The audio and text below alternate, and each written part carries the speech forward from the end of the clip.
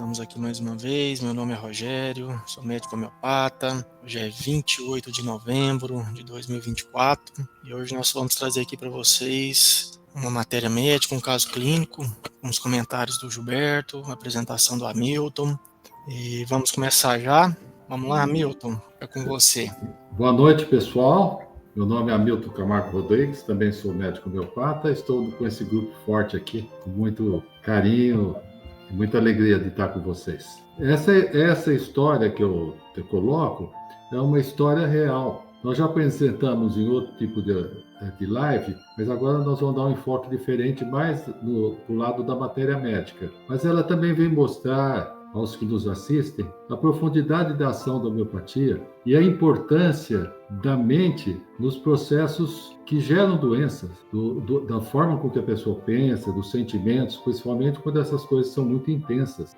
E então vocês vão ver esse caso, é um caso real e está um pouco...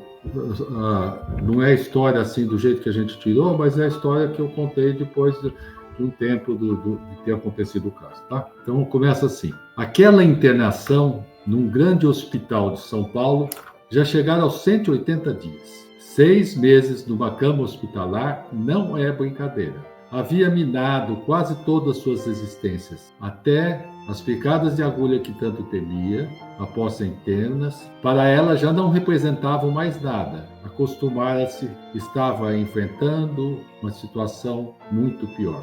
Acostumara-se com a dor, né?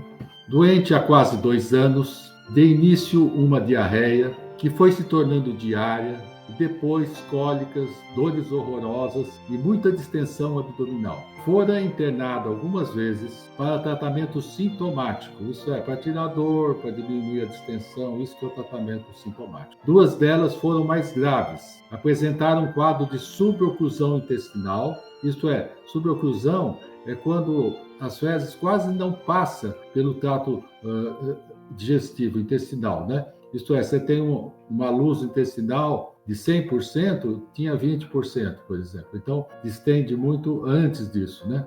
Com muitos vômitos, distensão abdominal, e melhorou após 5 dias de internação. No entanto, em casa, apesar dos medicamentos, a saúde não retornara. Havia emagrecido 10 quilos antes dessa internação. O diagnóstico de doença de Crohn, forma grave, que acometia grande parte do intestino delgado e do intestino grosso. Próximo slide, por favor. A proposta de internação foi de uma cirurgia para remover parte do delgado e do seco, por apresentar quadro grave de estreitamento intestinal nessas áreas. Alta em 1 semana, se tudo corresse bem. Enfrentar animada a primeira operação seria uma chance de melhora. Realmente estava bem indicada a cirurgia dentro dos parâmetros tradicionais. No entanto, as complicações, os pontos de sutura intestinais se soltaram e ela teve que ser reoperada. Numa sequência de complicações, foi submetida a 6 operações de relativa complexidade. Quando solta os pontos de cirurgia intestinal, começa a cair fezes na cavidade peritoneal, que normalmente é um lugar estéril. Então, isso causa grandes infecções e pode levar a uma septicemia com morte, com choque de infecção generalizada. Então, tem que se submeter rapidamente à cirurgia, limpar tudo aquilo, tirar o pus, tirar as fezes e dar um jeito daquilo melhorar. Só não faleceram porque a equipe médica era muito delicada e o hospital moderno e muito bem equipado. Perderam 20 quilos durante a internação. Com os 10 quilos de antes, chegaram a 30 quilos de perda de peso. Tinha 34 anos e apenas 38 quilos. Era só a pele, ossos e muitas cicatrizes no abdômen. Estava em dieta parenteral total e isso quer dizer que toda alimentação era por via endovenosa há 40 dias. Isso significava que não colocara nenhum alimento na boca nesse período. Já havia até esquecido os prazeres da mesa, agora tão distantes. Ela teve parenteral e enteral outras vezes também, mas esse era os últimos 40 dias. Próximo slide, por favor. Diante desse quadro, um dos médicos da equipe de cirurgia, que também era um homeopata novato na época, resolveu aproximar-se da paciente de outra forma. Afinal das contas, já havia quase esgotado os recursos da medicina convencional. E essa anamnese realmente foi rápida, viu, Gilberto? Viu, Rogério? Não foi assim uma anamnese como a gente costuma fazer na homeopatia, super detalhada, né? Joana, há quanto tempo está doente? O facultativo já conhecia a resposta. 2 anos. Comecei com diarreia, depois as cólicas, as distensões abdominais, os vômitos, o emagrecimento, a fraqueza e agora eu aqui, um caco de gente. Observe que até agora nós só falamos de doença, não falamos do doente. Agora começa a falar um pouquinho. Olhos nos olhos, como a querer ver quem estava por trás de tudo aquilo. E a pergunta direta: aconteceu algo de pessoal, de negativo, pouco antes de adoecer? Sim. Sua voz era baixa e não pôde conter o pranto. Próximo slide. O próximo, por favor. Isso. O médico já via, o médico atingiu o verdadeiro sofrimento da paciente. O choro era um sinal de um grande conteúdo emocional represado. Ela foi para uma festa com uma amiga e, após beberem, teve uma experiência homossexual com a colega. Isso foi para ela muito traumatizante. Foi a sua primeira experiência sexual. Sob o efeito do álcool, fora seduzida, segundo ela. Não se conformara com o acontecido. Após uma semana, o início das diarreias. Esse medicamento que nós vamos discutir tem muitos problemas também na esfera sexual. Sempre tem alguma coisa na esfera sexual. O fato em si tem importância relativa. Para o homeopata, o mais importante é como a pessoa reage aos traumas da vida.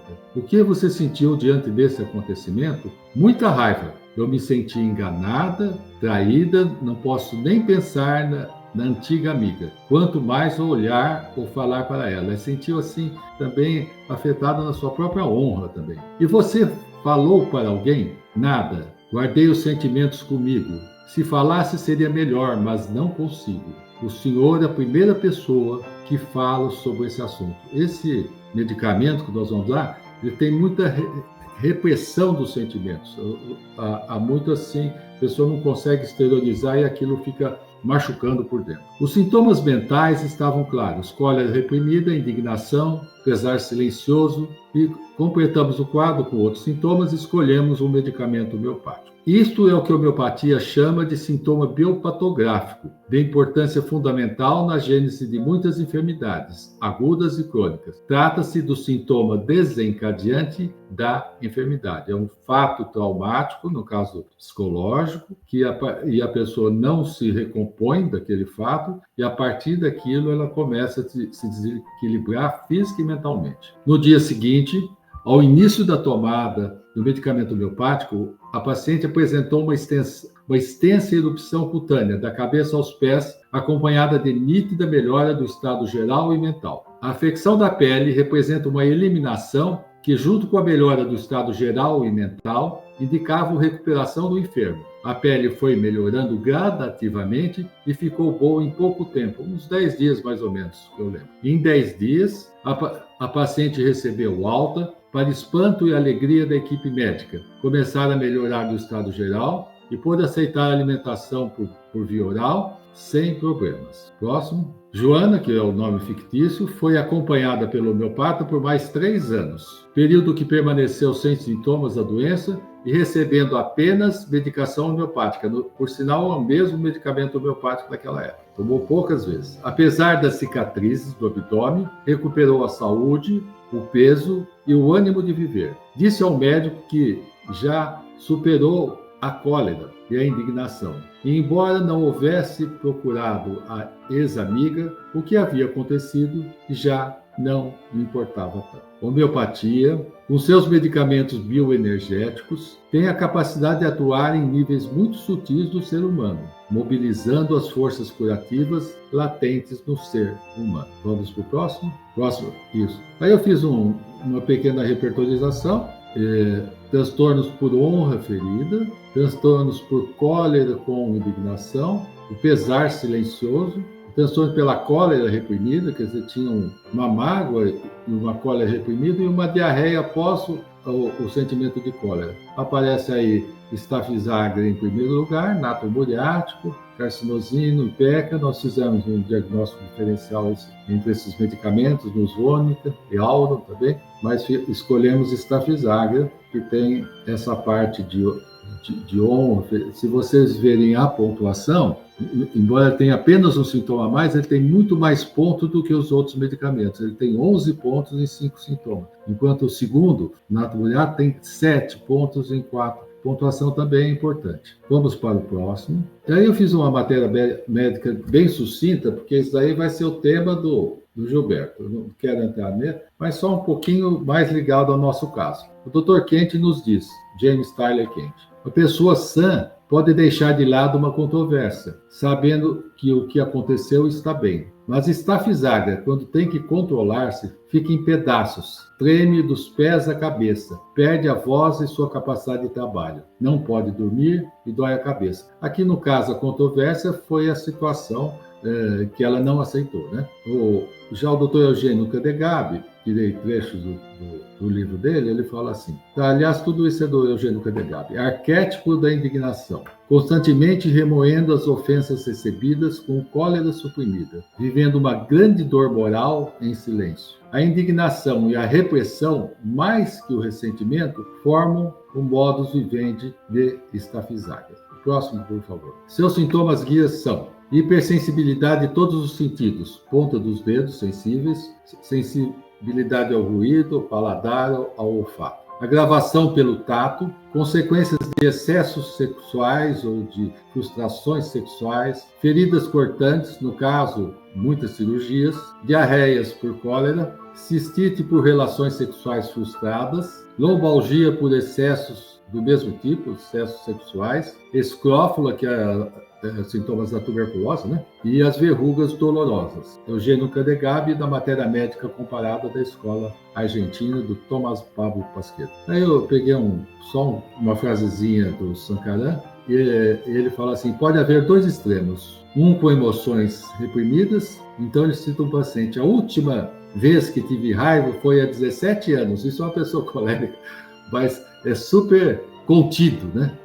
E o outro, onde a pessoa não pode se controlar, conforme dito por Patak. Violentos ataques de paixão, sempre com raiva. Uma pessoa extremamente contida pela parte moral e o outro que toda hora estoura. Vamos ver a outra. Essas foram as referências, mas grato pela atenção, tá? Mas essas referências é para todo o trabalho que eu peguei só ao final. Então, eu abro a palavra agora para o Dr. Gilberto, nosso grande mestre aí de matéria médica e dialética. Tá certo. Muito obrigado, Hamilton, Rogério.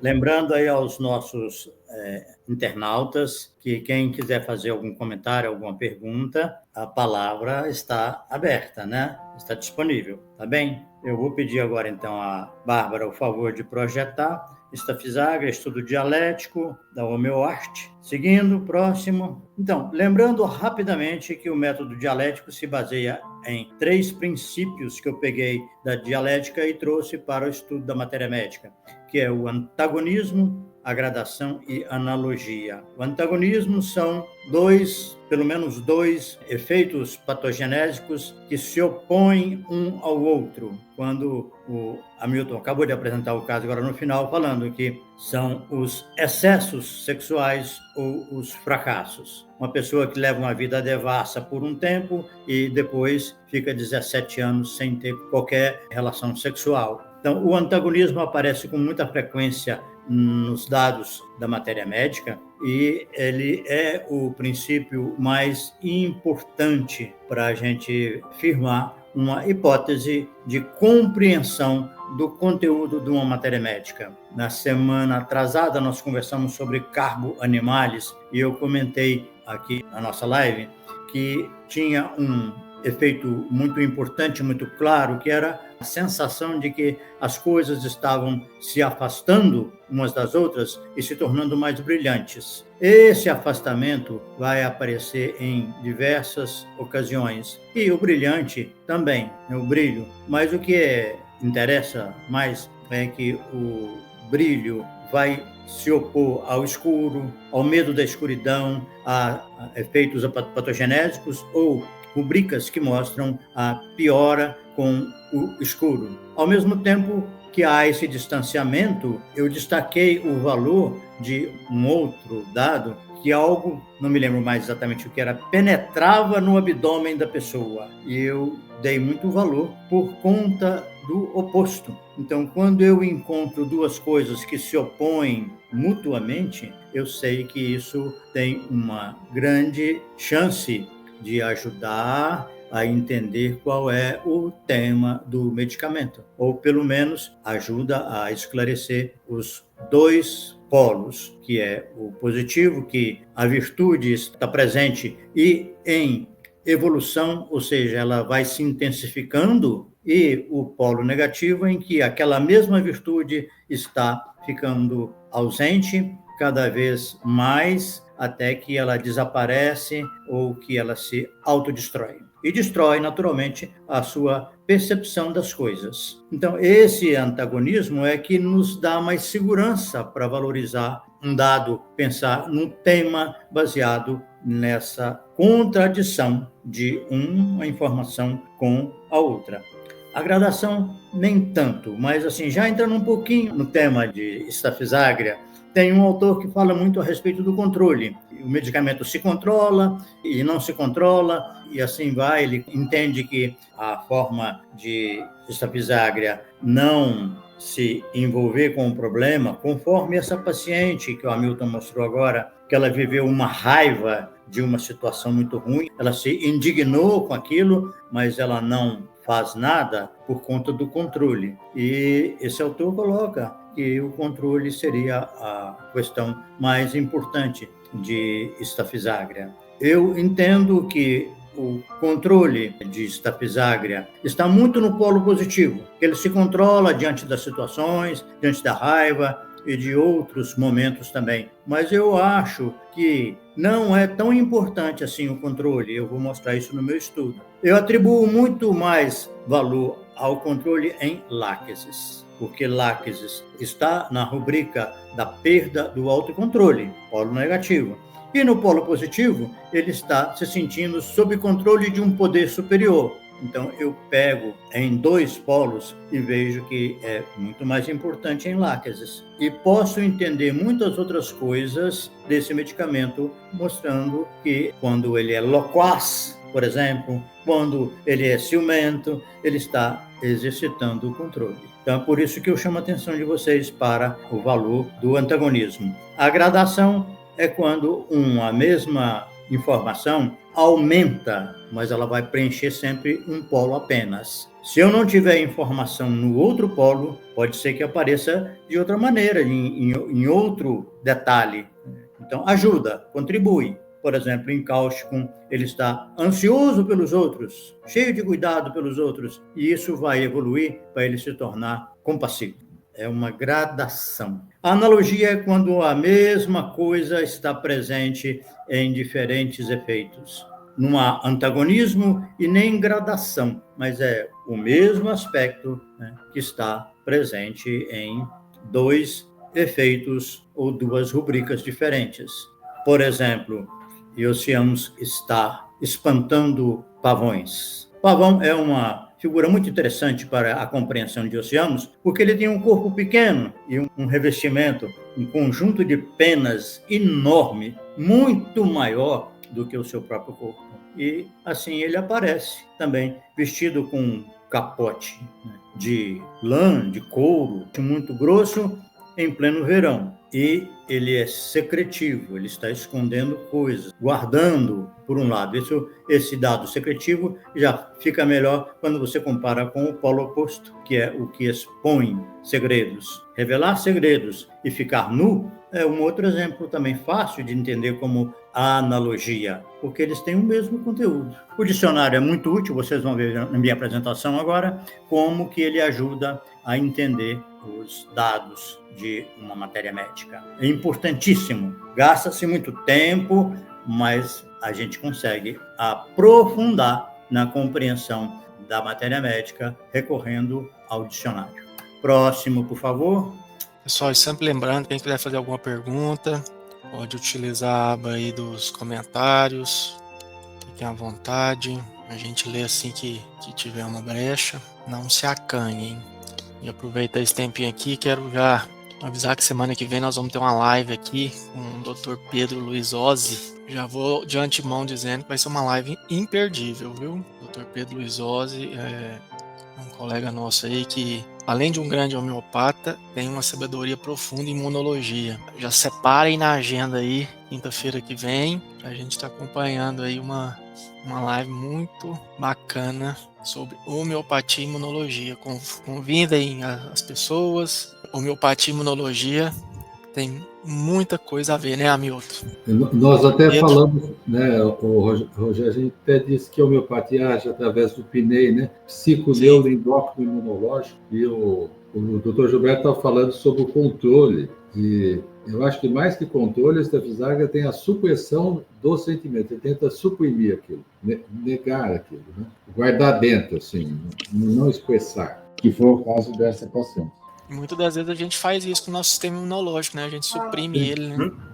As Isso é emoções causa podem de afetar, né, o sistema imunológico. Isso é causa de muita doença autoimune, que o próprio organismo, a raiva vinda para dentro, né, ela acaba atacando o próprio organismo. E a doença do Crohn é uma doença autoimune. Ok? Pronto, Gilberto. Triste, ele teme os piores resultados das mais leves, insignificantes, triviais causas e não consegue ficar em silêncio, quieto. Isso mostra 3 palavras que eu grifei, que eu destaquei, que é resultados, causas e silêncio, quieto. Na verdade, eu entendo que se nós não estudarmos essas coisas mais discretas, nós não entenderemos as razões mais profundas que levam às alterações mais exuberantes.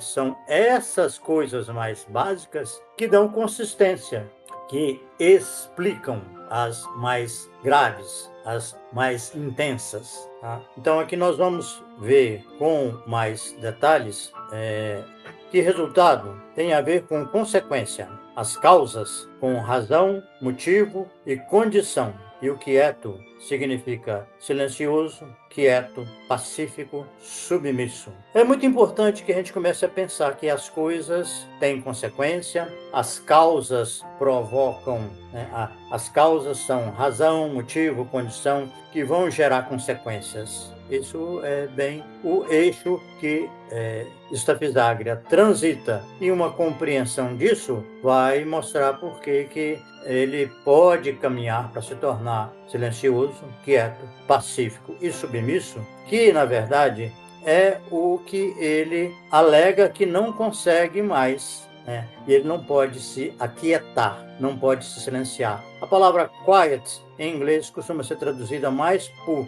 silêncio do que por quieto ou quietude. O resultado de alguma coisa é consequência de algo.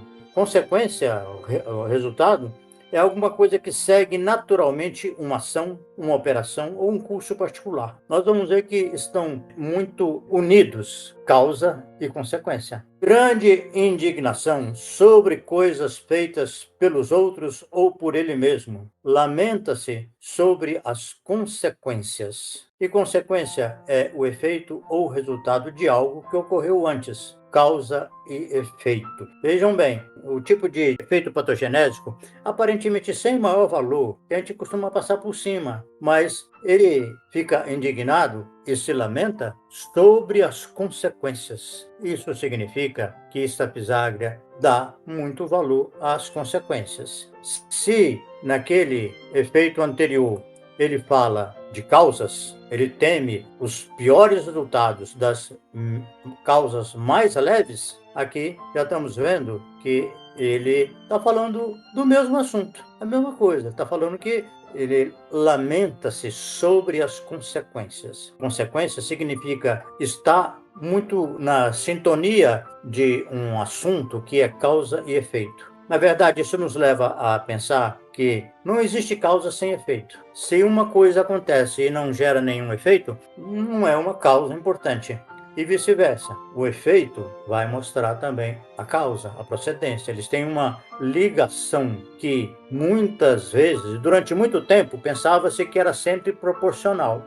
nós vamos ver que isso também não é verdade, tá? Vamos seguindo. Ela estava cheia de mágoa o dia todo. Ela se lamentava sobre a sua condição e chorava. Nada no mundo a agradava. O que é a condição? Ela se lamentava sobre a sua condição. É a circunstância que determina o caráter ou a existência de um fenômeno, um fato, etc.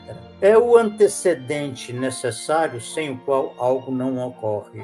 Então, condição é como se fosse um prolongamento da causa, uma variação da causa.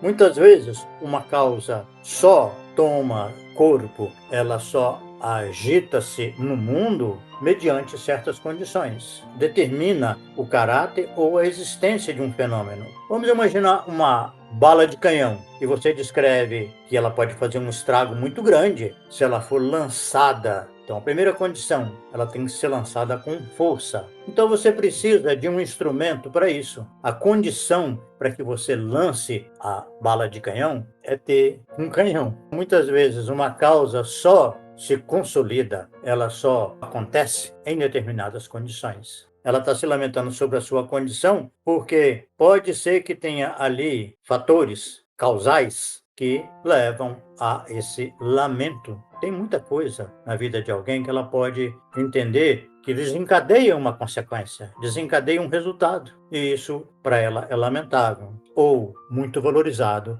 num outro polo, que varia de acordo com a pessoa. Enquanto a causa é o gatilho, a condição é o terreno que determina se e como essa causa produzirá efeitos. Próximo, fisária e causa, que aparece aqui nesse efeito patogenético. Tristeza, sem habilidade para atribuir qualquer razão. Vejam bem, razão é causa, origem, base para uma ação ou resposta. Causa ou razão para uma queixa, argumento, motivo. Raciocínio que conduz à indução ou dedução de algo. A lei moral, justiça. Então, razão é uma coisa muito vasta e pode ser muito complexa. O que importa aqui, então, quando você estuda a matéria médica, é você ver que ela tem uma tristeza e não tem habilidade para atribuir qualquer razão. Vamos pegar um outro exemplo. Kali Carbônico diz que não consegue encontrar a palavra certa. Aparentemente não tem valor, né? Falar encontrar a palavra certa. O que importa é que Kali Carbônico acredita na existência da palavra certa. É muito mais importante isso do que simplesmente não encontrar a palavra certa. Aqui, no caso de Staphysagria, é a mesma coisa. Ele não tem habilidade para definir, para atribuir qualquer razão para a sua tristeza, mas ele acredita que existe uma razão, existe um motivo. É isso que interessa, certo? E razão tem todo esse desdobramento que já falei aí no resto desse slide. É um raciocínio, um motivo, um argumento e chega a também significar a lei moral e a justiça, porque é a razão que está aqui no nosso pensamento, no nosso raciocínio. Ciência também está aqui. Vamos em frente. Humor sério, sério ou sincero, silencioso, quieto, ocupado consigo mesmo, fala muito pouco.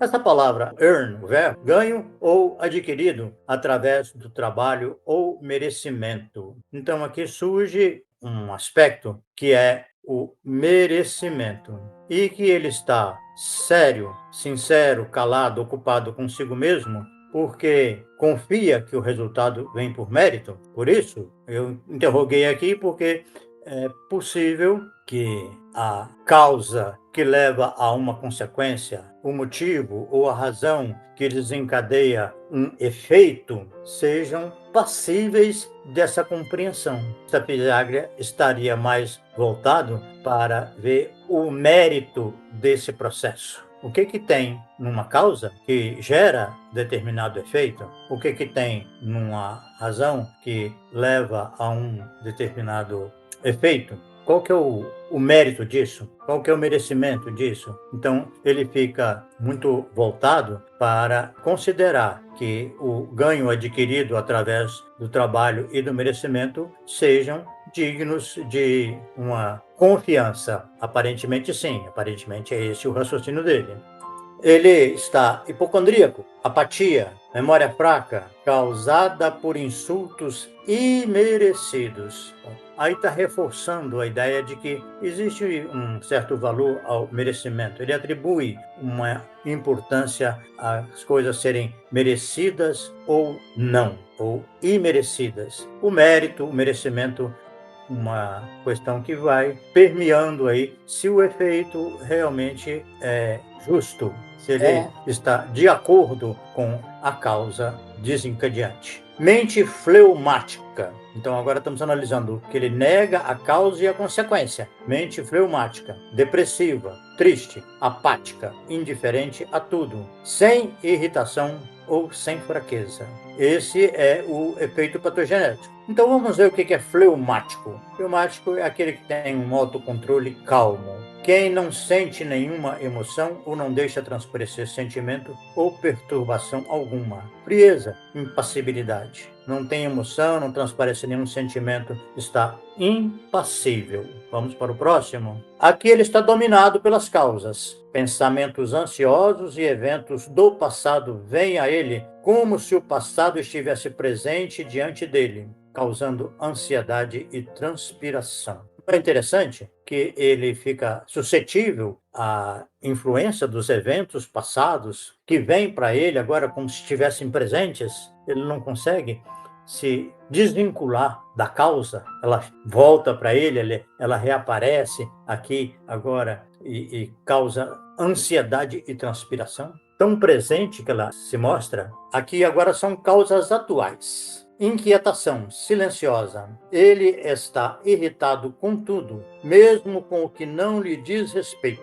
A palavra vexed, aqui no original em inglês, significa discutir ou debater com vigor ou demoradamente. Com o que não lhe diz respeito, que tem a ver com a palavra concern em inglês, é ter a ver com, está relacionado a, dizer respeito a. Significa, então, que ele agora está irritado, ele está, de alguma forma, embaraçado com tudo, mesmo com o que não nos diz respeito. Ele está se envolvendo com coisas que não tem nada a ver com ele, que não se relacionam com ele. Ou seja, ele está lidando com causas e consequências alheias. Eu entendo assim, sabe? Eu estou trabalhando com essa hipótese. Próximo. Ele aumenta as causas atuais. Cada palavra a irrita ou atormenta. Ela chora, mesmo quando apenas se fala com ela. Ela aqui está dominada pelas causas do momento. A palavra vex, ela se irrita e se atormenta com essas coisas. A pessoa só fala com ela e ela está muito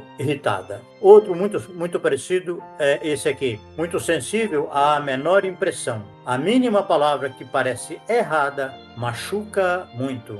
Impressão é um efeito forte, produzido na mente, sentimentos ou sentidos. Esse efeito está aqui na impressão, que é um dos eixos, né? A palavra que é um dos eixos dessa compreensão de Staffisagria. E o erro é o que não combina com a verdade ou fato. A verdade ou fato tem a sua existência, que na visão de Staffisagria é uma causa, um fato, que gera consequências. É uma causa que produz efeitos. Agora, retomamos a questão do merecimento. Transtornos por indignação e aborrecimento ou desprazer reservado. A indignação é uma raiva originada ou resultada por alguma coisa percebida como injusta, má ou não merecida. A dignidade é a qualidade ou estado de ser merecedor de estima ou respeito. Indigno é o não digno, é o desmerecedor. Bom, então, aqui nós já estamos mostrando que a questão não é simplesmente de ter uma causa e um efeito, é de que seja uma relação de merecimento, que seja um desdobramento, digamos assim, justo. A causa que origina uma consequência, ela precisa ser justa. Ela tem que ser de uma forma que não seja má ou não merecida. Ela tem que ser justa. A dignidade é a qualidade ou estado de ser merecedor de estima ou respeito, extraído do dicionário. Então, um sujeito pode ser muito digno ou pouco indigno, desde que a sua manifestação e a sua postura sejam adequadas para ele. Ele tenha uma conduta no mundo coerente com o que ele acredita, com o que ele é. Vamos ver então, continuando sobre dignidade e merecimento. Foi insultado, sendo digno demais para brigar. Conteve sua ira e foi doente para casa. Esse aqui é um dos poucos que não é dos efeitos, que não foi extraído do Allen. Esse aqui é do Herring. O que é fight, que ele não quis? Tão digno que ele não quis lutar. Fight, lutar, é a tentativa de ganhar, que é o earn, que apareceu lá no começo, né? Tentativa de ganhar poder sobre o adversário por meio de soco ou armas. Mas ele tem dignidade. A dignidade, o conceito que eu mais gosto é esse aqui, é a pessoa ter consciência do próprio valor. E quiet, quieto, é quietude e paz.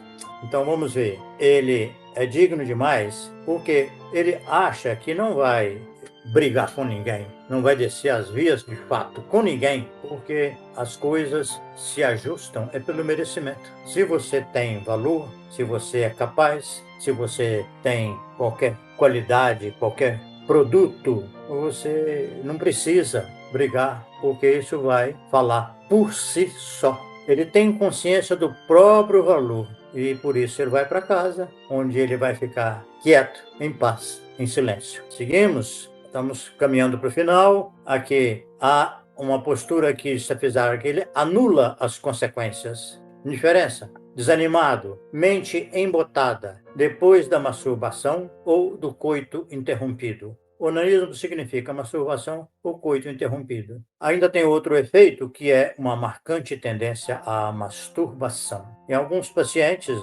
aparece na matéria médica também, é uma tendência exagerada mesmo, doentia. O que significa essa tendência à masturbação ou ao coito interrompido? Em tese, ele usufrui prazer e anula a grande e principal consequência do ato sexual, a procriação. Então aqui nós temos um entendimento que a masturbação, que muitas vezes é patológica e é compulsiva, a pessoa está fazendo o quê? Ela está usufruindo um prazer, mas ao mesmo tempo ela anula o principal efeito, o principal objetivo, que é a procriação. Aqui ele está trabalhando nos dois polos. Ele está fazendo uma coisa agradável e, ao mesmo tempo, castrando as consequências. Bom, diante disso, Staphysagria poderia estar associada ao efeito borboleta. Vocês sabem o que é o efeito borboleta? Vamos ver aqui. É uma metáfora que o bater de asas de uma borboleta no Brasil poderia causar um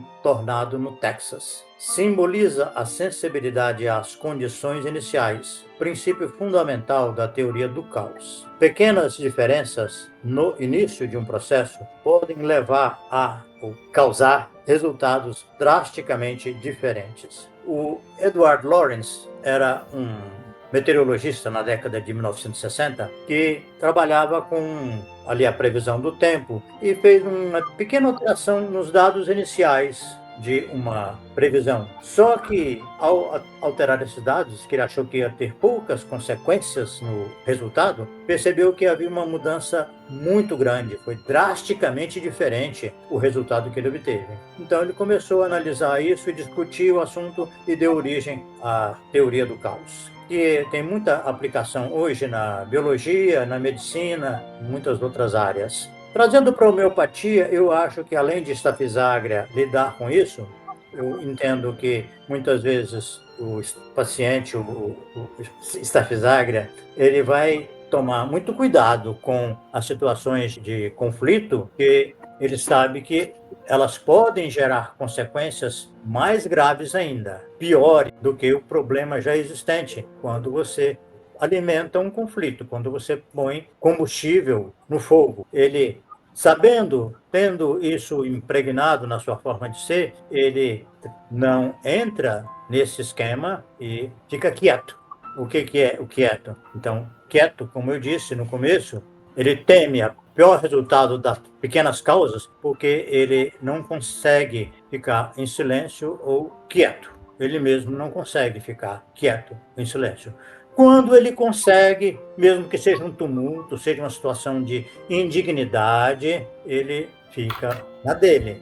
Ele não se envolve, porque ele sabe que os efeitos podem ser piores ainda do que aqueles que já estão ali naquele campo. Esse estudo, especialmente quando eu chego aqui no final para analisar o efeito borboleta, eu também pensei como que é interessantíssimo você pensar que duas células, dois gametas, quando se unem, aparentemente tão simples, que é o espermatozoide e o óvulo, eles se juntam e, a partir daí, vão se desdobrar numa produção muito fantástica, muito além daquilo que, aparentemente, eles teriam potencial para realizar. Isso ajuda a entender que uma pequena alteração ali nos genes, uma deficiência de um determinado gene pode acarretar doenças gravíssimas na pessoa, na medida em que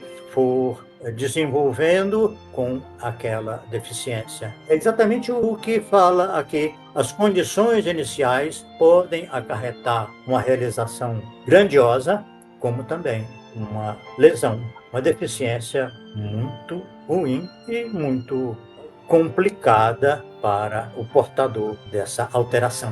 Eu queria comentar algumas coisinhas, Gilberto. Vamos em lá. relação ao efeito borboleta, eu estava lendo o seguinte, que o Sol emite a luz porque o nêutron passa um pouco o peso do próton. O peso do nêutron ultrapassa um pouquinho, e isso permite que o Sol se expanda, senão ele murcharia em poucos anos, acabaria a luz. E se ele passar muito, ele explode e vira uma bomba atômica.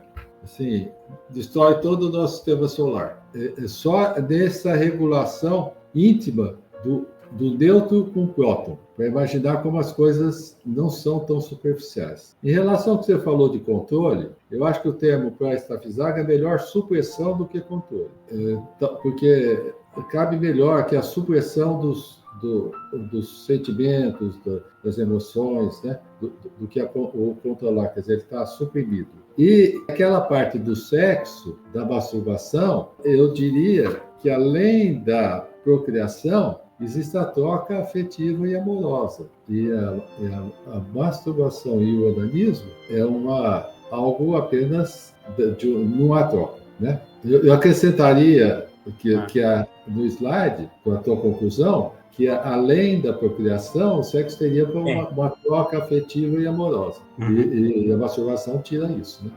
O restante é muito brilhante. É gostoso ouvir esse estudo. Eu gostaria de ter apresentado uma coisa mais leve, sabe? Eu falar assim, tá? Mas eu estudei estafizaga há mais ou menos uns 20 anos e saí mais confuso do que entrei. E agora eu resolvi estudar novamente. E vasculhei o dicionário e tal, juntei. Acho que está razoável. Ainda tem coisas que podiam acrescentar, né, para ilustrar melhor, mas eu acho que a minha impressão é que se a gente não entrar nesses detalhes dos sintomas aparentemente menores, né, os efeitos da consequência, da razão e etc., a gente não vai ter uma explicação mais consistente. Dizem que os indianos falam que o Mahatma Gandhi, o medicamento constitucional dele seria estafizaga. Eles justificam assim, esse tema da justiça, ele foi ser advogado. E quando ele foi trabalhar na África do Sul, havia muita injustiça em relação aos que não eram da região, principalmente os indianos, aquelas coisas, né? Então ele ficou muito pego por isso, né? Em relação ao casamento, ele era extremamente ativo sexualmente e tão exagerado da parte sexual que a mãe dele estava morrendo, ele foi ter relação com a esposa, quando voltou, ela estava morta, né? E depois ele parte para o outro extremo da continência. E ele era muito, muito ciumento e dominador com a esposa, para depois se tornar uma pessoa extremamente doce, suave e um mestre da esposa, né? A coisa do autocontrole, do jejum, daquelas coisas, estão muito, muito intensas, né? Uma pessoa muito briguenta, ligada à injustiça, faz uma teoria da não violência, né? Então tem vários temas aí interessantes, né? De alguém que dentro da sua temática ele conseguiu superar. Diz que o filho dele quis imitar um deles, não deu certo. E o outro foi muito bem, mas Eu vou te interromper, porque tem comentários, né? Isso, pode ser? Isso. Não seria um medicamento da atualidade? Acho que é muito, né, da atualidade, né? Nós estamos vivendo uma época que essas emoções aí aparecem muito, né? Eu acho que a época está tão complexa que precisava de um complexo homeopático. Ô Pedro, que bom que você esteve aqui conosco. Estamos te aguardando para breve, para um bate-papo com você. E está comentando, né? Obrigado, Kerlanef. Muito obrigado pela presença. Obrigado, dona Juranda. Não fez pergunta hoje, hein, Juranda? Tá bom.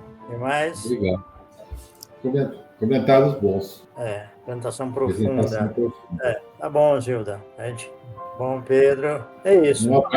Um abraço, Pedro. Nós já discutimos aqui a sua tese de Staffysagra para o Gandhi. Eu já respondi que eu acredito mais em Plumbum para ele. Então, quem sabe, estudaremos em breve o Plumbum, que Staffysagra está aí, está estudado já. Pode até ser burilado. Agora, o Plumbum eu acho que merece a gente dar um passeio. Não vai ficar para o ano que vem. Tudo muito bom, muito profundo, né? Igual um comentário aqui da Zilda. Para quem está iniciando igual eu aí na caminhada, né? Apesar de já estar 10 anos, é muito bom escutar e ver a profundidade que cada matéria médica tem, né? Então só tenho a agradecer. Eu acho que a gente já pode encerrar, né? E é isso. Muito obrigado, Gilberto. Muito obrigado, Hamilton. Até quinta-feira que vem. Obrigado também a vocês pela companhia. Até a próxima.